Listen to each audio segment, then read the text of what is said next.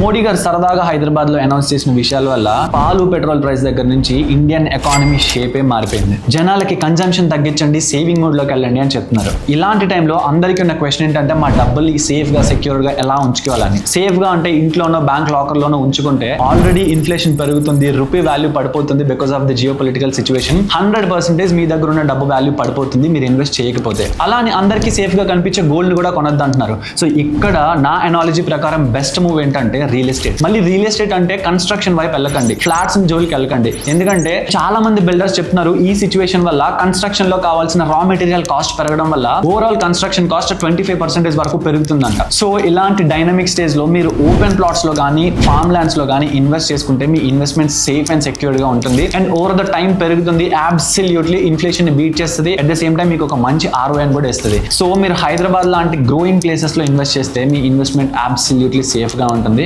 కాబట్టి వీలైనంత త్వరగా ప్లాన్ చేసుకోండి.